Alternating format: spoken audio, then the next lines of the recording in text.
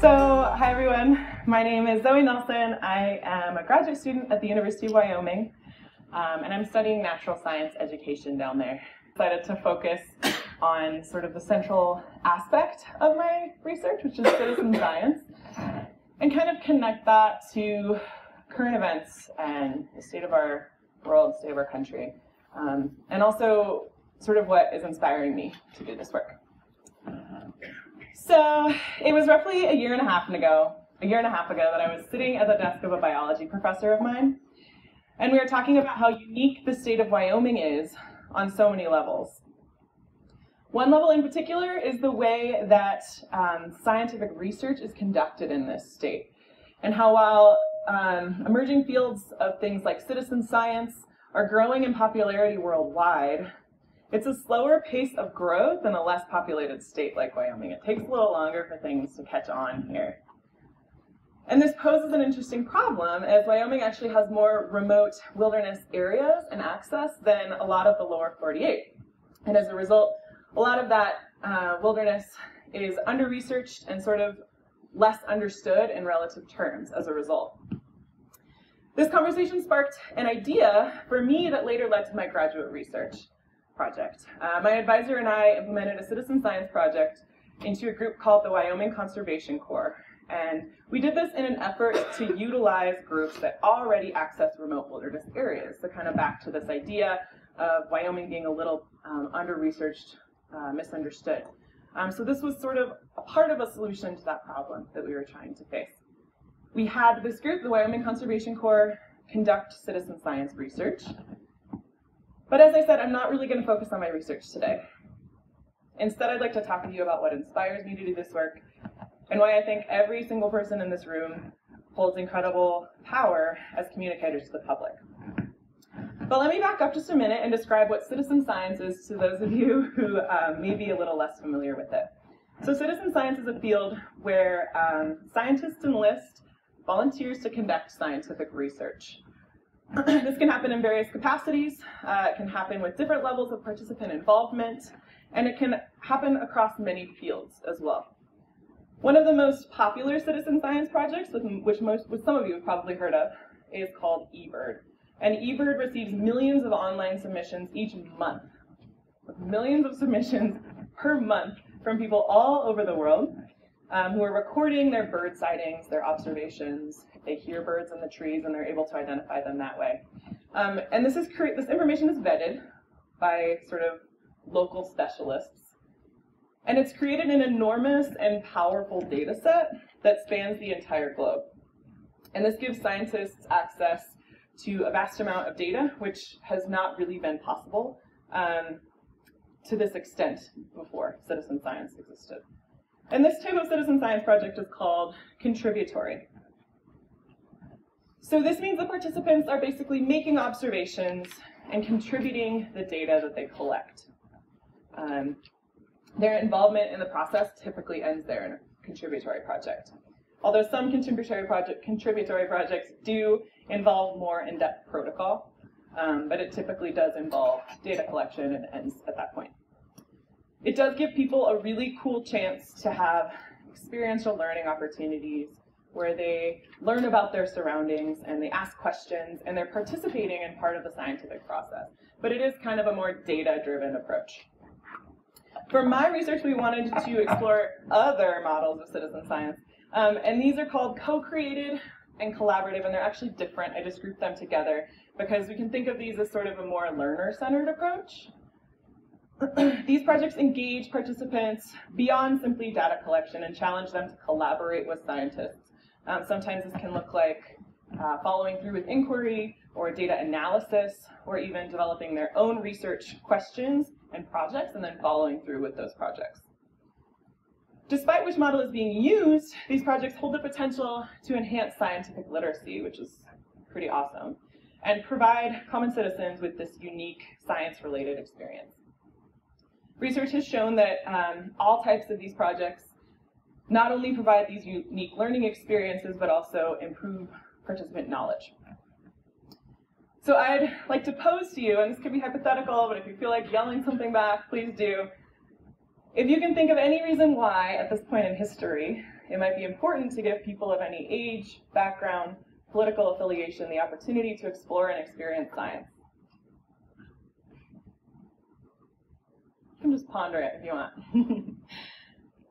We're living in a world right now where science is heavily questioned, and industry is dictating the scientific process in a way where dollar signs are outweighing the importance of things like clean water, and where a phenomenon that's agreed upon by 99% of climate scientists is politicized and therefore heavily scrutinized, which results in our futures being at stake.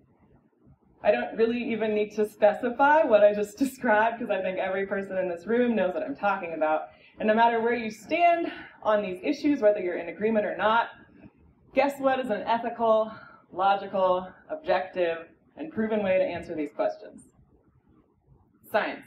It's peer-reviewed, time-tested, rigorous, thoughtful, and tactful, and it's not based on a show of hands, it's based on evidence. I had the pleasure of seeing a man by the name of Michael Edwards speak at a citizen science conference this past May. And he was a key player in the fight for clean water in Flint, Michigan. He was discussing what kind of became like a citizen science approach for Flint citizens to test their water to prove that they were indeed in danger and that they were in fact being lied to by their elected officials. And he stated that science helps us overcome our bias so we have a greater likelihood of finding the truth. And when I heard him say this, I quickly jotted this down, and his words have resonated with me and inspired me ever since. The beauty of science is that we can check whether we're right or wrong through gathering evidence, gathering more evidence, and repeating experiments. We can search for patterns and collect measurements, and this is how facts are formed. Unfortunately, part of the issue today is that humans make decisions based on emotions and kind of based on our value systems, which inform our beliefs more so than fact. Humans respond better to social dynamics than they do to intellectual analysis, and in a time where we are extremely ideologically polarized, it's much easier to agree with, say, your family or your political party, your peers, your group of friends, than it is to disagree and explore new ideas and ultimately isolate yourself, because no one wants to be isolated. Why do you think it's so hard to have an intelligent political debate? Does anyone here get emotional when they're firmly standing behind something that they believe in and it's continually challenged? Yeah. Despite our best efforts, we really are emotionally driven beings. But according to social scientists, if you want someone to consider factual information that clashes with another party's beliefs, another group's beliefs, then first we have to prevent them from seeing us as a personal threat, look for ways to identify with each other. And it's also, of course, important to consider that you might be wrong going into this situation, consider your own biases, and as educators, I hope we do this every single day. All right, so I've digressed quite a bit. I want to return back to this idea of citizen science. I swear this all has a place. And how we can kind of bridge the gap here. So citizen science falls into this category of experiential learning. And this gives people ownership of their ideas through experience. In the right circumstances, it can help people develop locus of control. And if we present science in a way that people are not threatened by our agendas or our beliefs, and if we sort of allow people to reach their own conclusions through experience and exposure to evidence, then the facts will actually do the talking. And given that in our current American situation, I think that the understanding of how science informs policies and affects all of our lives is deeply misunderstood. So these teaching opportunities are essential. Finally, if we, as wilderness educators, apply learning opportunities like these in wilderness areas, then we're already on the right track, because appreciation for nature, or national park experiences, or outdoor recreation of any kind, whether it's skiing or snowmobiling, dirt biking, hiking, hunting, fishing, it unites us all. I think Erin mentioned in the Leave No Trace workshop earlier that there are 12 billion visits to public lands in the United States per year, and that's probably a moderate estimate. So this means that we all value public lands. It public land protection could very well be the only bipartisan issue that currently exists. So utilizing this platform of wilderness areas to educate and inspire and reach wide audiences in support of science kind of seems like a no-brainer. But it's really not all about citizen science. If you don't think that's within your wheelhouse, that's totally fine. There's nothing wrong with that.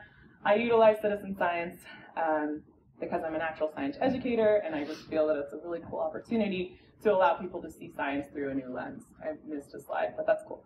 I'm not suggesting that citizen science is the answer, really. I think that if we were all to find what's unique to our own skill set or challenge ourselves to expand our skill sets, and embrace the opportunity to expose others to these ideas, then we can affect change. Bridging this gap between battling ideologies from people differing belief systems will be a multi-pronged effort that I think will occur on many levels, many complex levels. But I think that, maybe through things like engaging common citizens in the process of science and perhaps through citizen science, we have the power to enhance their understanding of the world around them, and not only allowing these people to become involved in the scientific process, but maybe through asking questions or designing an experiment, gathering evidence. It's not only empowering personally, and it not only gives them ownership of their ideas and maybe forces them to challenge their beliefs or step outside of their comfort system, but it provides emotional connections as well. And through experience, of course, we gain appreciation, which could inform our values and could bring us to become emotionally invested in something like science or supporting public lands, or policies that ensure clean water, or maybe becoming informed voters, and the list goes on.